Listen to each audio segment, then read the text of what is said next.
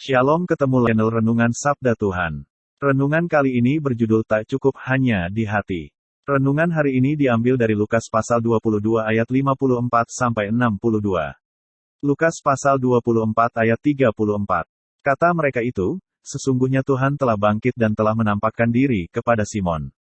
Sebelumnya saya berdoa, Tuhan Yesus berkati yang menonton channel ini, yang sakit disembuhkan di dalam nama Yesus Kristus, yang miskin diberkati dengan melimpah dan yang sedih dihiburkan. Amin. Kembali ke renungan kita. Tuhan telah bangkit dan telah menampakkan diri kepada Simon. Pada hari pertama setelah bangkit, sebelum malam tiba, Tuhan menjumpai Simon. Apa yang Tuhan pandang begitu mendesak sehingga dia bersegera menjumpai Simon. Petrus menyangkal Tuhan, bahkan 3 kali.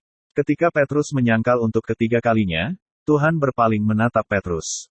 Itu mengingatkan Petrus pada sabda Tuhan, sebelum ayam berkokok pada hari ini, engkau telah 3 kali menyangkal aku, pada ayat 61. Perasaan sangat berdosa, sesal yang amat dalam, menindih hati Petrus hingga dia pergi sambil menangis sedih, pasal ayat 62. Apalagi, sampai Tuhan wafat, Petrus tak bisa datang memohon ampun. Tak terperikan berat beban yang menindih hati Petrus. Tuhan tahu semua itu, dan dia pasti sudah mengampuni Petrus. Tetapi, Tuhan memandang itu belum cukup. Tuhan ingin Petrus tahu bahwa dia sudah diampuni, agar beban yang menindihnya terangkat, agar dia tak lagi berputus asa, agar hidupnya dan relasinya dengan Tuhan dipulihkan.